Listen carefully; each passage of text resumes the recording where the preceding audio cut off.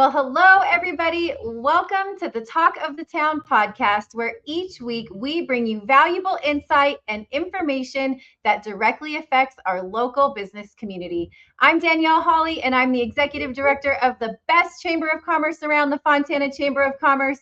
And I'm proud to bring you our Talk of the Town podcast with my wonderful co-host, Mr. Carlos Garcia of FYI Technologies. Carlos, how you doing today? Fantastic, Danielle. Looking forward to today's show. Me as well. Well, this week we have an extra special treat for you. We have Sergeant Nathan Weiske from the Fontana Police Department, who is the COPE and PIO sergeant that leads our Fontana Police Explorers Program. Sergeant, welcome to the show. Thank you for having me. Appreciate it. Well, we appreciate you and all that you do within our community. And first and foremost, thank you for your service. I know putting on that badge every day, it just signifies just so much respect and honor on behalf of the chamber. And we just appreciate all that our police officers do to keep us safe. But we wanted to bring you on today because I had the opportunity to have you come before our board of directors a few weeks ago with some of your police explorers. And so we wanted to dive into that today and talk about our amazing Fontana Police Explorers Program, which you lead. But before we jump into that, let's start with you. Tell us about you. What's your history with Fontana? How long have you been an officer? Give us all the good details. Well, I grew up in the area. My family's portion of my family lived in Fontana there for a long time, 30, 40 years. So I always knew about Fontana, what it was. I've been with the agency now for almost 17 years. I've held a bunch of different assignments, narcotics, rapid response, detective, school resource officer, and I did a reentry program while for probationers and parolees at the beginning of AB 109.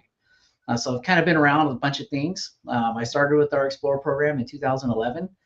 I've been for about 5 years. I was with it the entire time, and then through promotions and assignment positions, I wasn't like totally assigned completely, but then I've come back full circle. I got promoted to sergeant a couple years back, and now I am back in charge of this unit now, which is the COPE PIO unit, which is where the explorers are run out of. That's fantastic. That's great. So talking about explorers, tell us a little bit about the Fontana Police Explorer Program and how you got involved with it. The Explorer program is amazing. When I was a school resource officer, it was my first introduction to it. I had heard about it in the past, but wasn't really completely sure. It's a program that exposes kids that are 14 to 21 years old to the entirety of the police department in every aspect of it. So dispatch, gangs, narcotics, rapid response, CSI, the whole gamut, to say, hey, this is what police departments really are, because we see TV and then there's reality. Yeah. Right. So it's a great training ground. It teaches the kids camaraderie, teamwork, leadership. Every kid that I've seen go through it that's applied themselves has come out so much better for the experience. They make lifelong friends and connections. A lot of them do move into law enforcement in some capacity, whether it be officers or those other duties. And those that don't, a lot of them move into different leadership positions in the communities. I see store managers, business managers. We have doctors. One of our guys hopefully is going to be coming back to be a SWAT medic with us in the next few years. So pretty cool things. They a lot of the kids do really well, and they donate 13,000 hours of community service to Fontana and the surrounding communities. So if you look at the state's new $20 minimum wage, that's over $250,000 in payroll. But they do it out of the goodness of their heart. So they volunteer and they give a lot, and they make a huge impact to the community and the department. We really love having them. I will tell you, I attended the competition you guys had about a month or so ago, right? When everybody was there, and your team really kicked butt. I mean, Was that the one in Chandler? Yeah, the Fontana High School one, I believe that's where it was. Yeah, so I was there, and man, I will tell you, some of the stuff that these kids were able to do in these obstacles, I think I'd have fell over like in the first two obstacles. I'd have been done, but these guys just pushed it, and it was just awesome to see, like you said, the camaraderie, the teamwork, no explorer left behind, basically. It was awesome. I love that. So let's talk about how long have the police explorers been around in Fontana? Oh, it's been quite a while. You met Officer Romero during that presentation we had at the chamber board. He's been with the program for 26 years now. He was he went through class 1. So the first Explorer Academy that we ever held, he went through it. So it's kind of cool to see that he was the first Academy graduate for the Explorers, and then now he's back with the program again. But it's been unofficially around for, I think, 30 to 40 years. It's quite a while. Okay. it's kind of grown and shrunk at different times. It's a great program. So if someone was interested in being a police explorer, what would they do if they wanted to get involved with the program? The best thing that we encourage is our explorers meet every Tuesday from 5 p.m. to 8 p.m.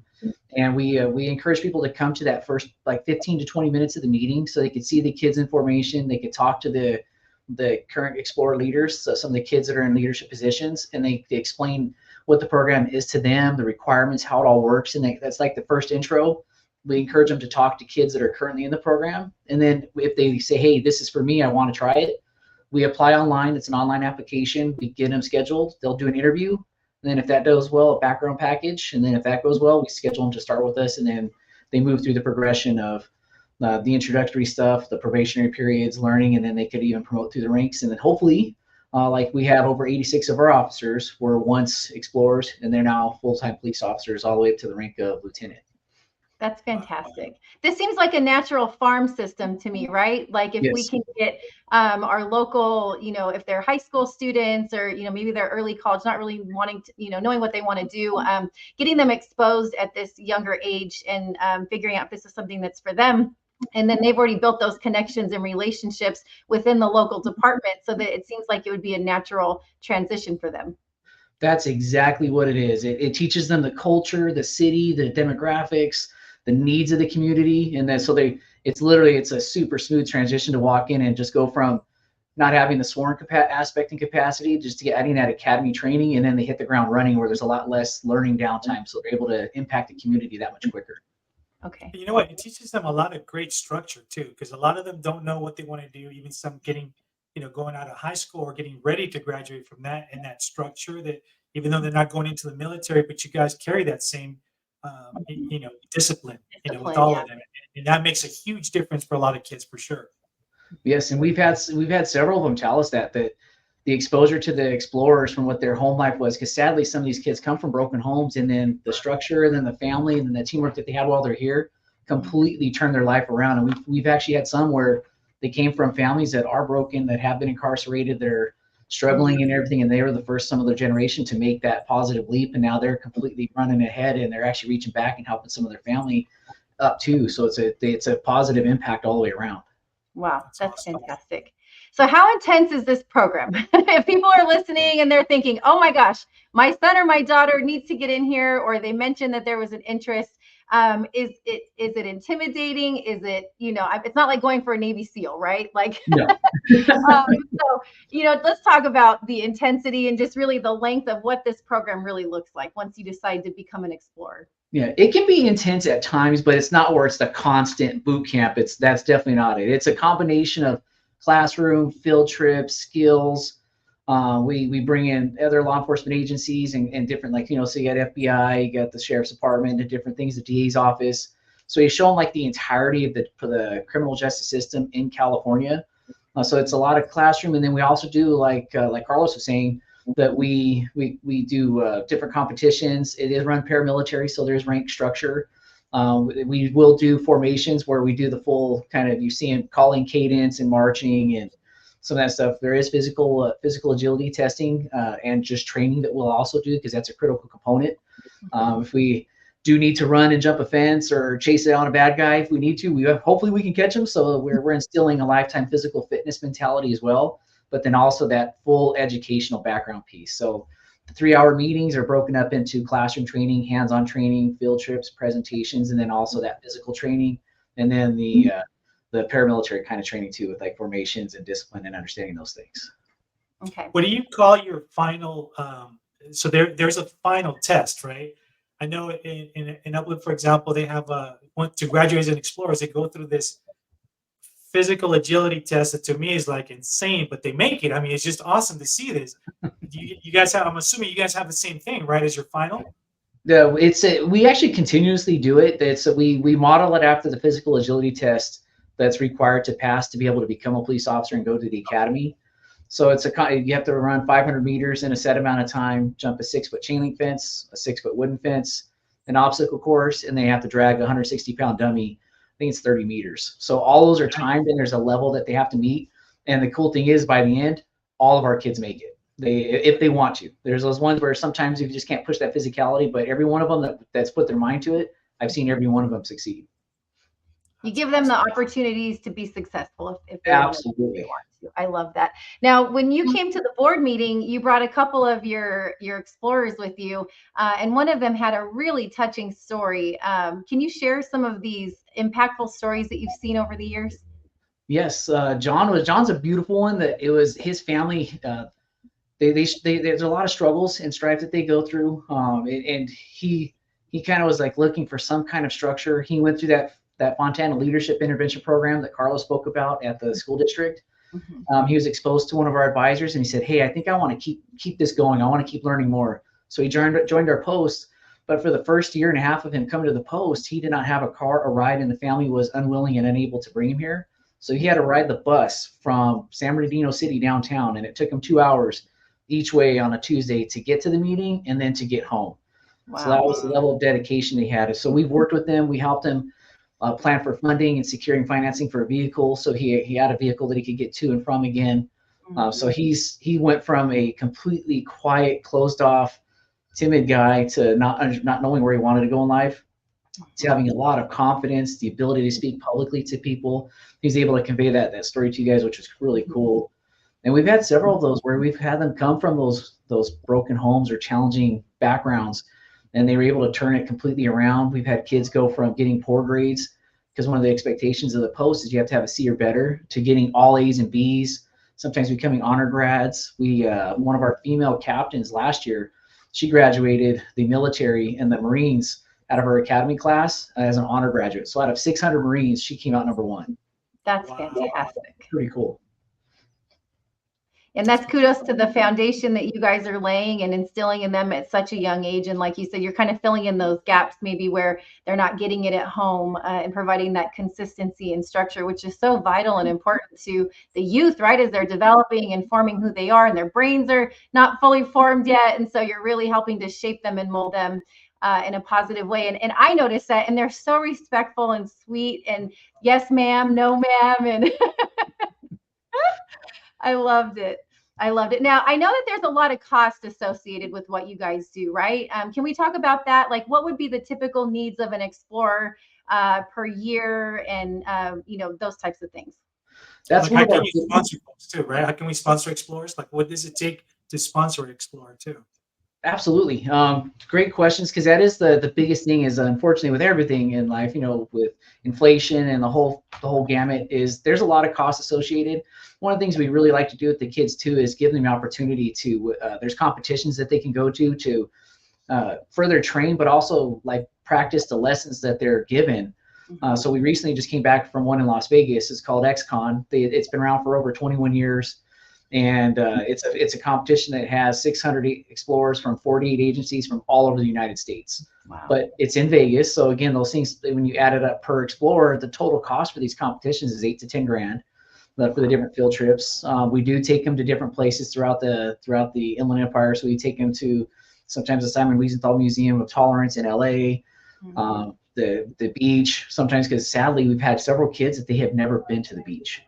And one of our kids for this time had never been out of the state, and it was first time going to Vegas. So it was just these, and wow. You could see their eyes open. So it's really cool to give them these different experiences. Their uniforms, those have continually gone up. So they have to have several different pairs of uniforms depending on what we're going to be doing. If it's something super physical and we're going to be cleaning a park or doing something messy, we give them it's called a Class C uniform. So it's not as nice, but still represents the agency. If it's going to be something formal, they have a Class A long sleeve tie. So you're looking at hundreds of dollars in uniform costs and expense for boots, pants, shirts, and then just the snacks and drinks and paper supplies, pens, all the good stuff that you could think about that comes to running the program adds up. So realistically, the total price to run the program every year, depending on how many kids we have, ranges from $50,000 to $70,000 a year. I mean, it just depends on how much we can possibly do out there. And the beautiful thing, like we just had with the chamber sponsoring the kids at their bowling tournament, and a lot of the community members that have come out in support to help us with the monetary donations and product donations, helps keep the program afloat. And then we could take more kids. During COVID, we dropped to a low of 12. And since COVID, we built it back up to 48. The last time I was back here in 2015, we had 78 kids. Wow. So the more we have, the more we're going to need to support them. And those are the biggest things that we end up needing. So on average, you have, I know your bowling tournament, which was so phenomenal. That was really cool. Great show of support from the community and our elected officials, and just it was great to see the community rally behind. Besides the bowling tournament, and then maybe direct donations, you get a stipend from, or you get some sort of money from the city of Fontana, correct, to keep the program going? Yeah, the city donate or supplies the officers, so that's kind of a different kind of realm. They budget to cover one of the tournaments that we go to per year. We usually try to go to 3 or 4, a couple local and a couple longer distance. Yeah. So they do as much as they can, but it's still it doesn't cover that gap that ends up happening. Sure. So if you're listening, this is an amazing investment, because these are our future law enforcement folks, and not even just officers, but like you said, there's so many other opportunities for them to get plugged in to law enforcement agency in different capacities, right? And so Yes. it's a great investment, and a lot of these kids don't have the ways and means to be able to participate. And so coming in and to help kind of bridge that gap and cover some of those costs is truly an investment that's so worthwhile because it's such a great program. So you have your bowling tournament, some funding from the city, and then primarily the rest of it would just be one-off donations from folks. Yes, we've set up a web page that allows for donations anytime. We've had I think we have 5 businesses total now in the community that have signed up to have a recurring annual donation, because part of their corporate structure is that they want to give back, and they have so much that they need to meet. So they're like, hey, we really would love to supply or help the kids. So we have a few of those, and we're hoping that's just kind of recently starting. So we're hoping that's going to continue to grow too, to have some of those sponsorships where people they want to help the program and the kids, and then we'll definitely give them that recognition as much as we possibly can too, because we know it takes, it's not just like money's growing on trees. So these businesses that they're going to give, a lot of times some of them are given to it and it hurts. So we're super appreciative of anything that we can get. And like you said, the outcome is we're going to have some great men and women that are going to be the leaders of our community, the leaders of our police department throughout the year. So it's been really rewarding to see some of these kids who've started off as explorers that are now leaders in the community in various capacities at businesses. And a lot of them, like I had the pleasure this last weekend when we were in XCon, several of the kids that I had that were explorers that branched out, moved on. Several of them have actually become police officers, sadly not for our agency because they had to do some growing and life lessons, but now they came back and now they're the advisors for their posts, and they're helping their kids compete. So it's really cool to see that. And then when they come to you and tell you how much the program meant to them, it's pretty rewarding. That's so great. What I like to do is actually I'm going to post the website on here for those of you guys watching the YouTube version of this, so you guys can go to the website, help support the program as well too, and make sure that you keep the program going. So there's the website. If you're watching it on YouTube, make sure you support Fontana Explorers for sure. Awesome. And then, but any other events or anything coming up this year that people can participate in? Yeah, if they'd like to. We have we have a Ronald McDonald event that's somewhere in the fall. We haven't locked the dates down yet, but Loma Linda invites us down to their hospital to help take care of families that have kids that are getting treated for cancer and serious diseases. So we go out there and we cook breakfast for them. So that hasn't been solidified for that date yet. But we also have our shop with a cop, our shop with a senior. During the Thanksgiving months, we take care of some of the senior centers, and the kids go out there and help cook Thanksgiving dinners and meals and serve the seniors. And then we have the shop with a veteran. And then there's other little ones here and there that are kind of like at the school districts and stuff. But those are some of the bigger ones that if anybody wanted to come out and help, those are also super rewarding when you're helping families in need or a veteran or a senior that people have forgotten about. It's pretty cool to lighten their days up and help them in the fall. Yeah. That's fantastic. So if you're listening, there are no excuses, you guys. This is a no-brainer. Go support our police explorers. They're just doing such a phenomenal job. Sergeant, thank you for your time and just all that you do behind the scenes. I know it's a lot to lead the charge, especially with young people, and it's such a vital role within our community. So again, thank you for the amazing work that you're doing and just for sharing. And we will have you on periodically here to give some updates, because I think that it's just that important to continue to bring awareness to, our law enforcement and building them up and supporting them and, doing that from a younger age. And really, like I said, just making those investments in our youth. so that they're set up for a good future, you know. So that's very, very near and dear to our hearts. But we appreciate you, your time, everything that you do for the organization, and for being a part and engaging with the chamber. We love to support you. So however we can pal up, we'll be there to help. But we just appreciate your time and effort. Once again, thank you for tuning in to our Talk of the Town podcast. We drop our new episodes every Tuesday, so you don't want to miss that. We are on all major streaming platforms, and we hope to see you guys all next Tuesday. Thank you, Sergeant. Thank you, Carlos. Thank you, Sergeant. Thank you, Carlos.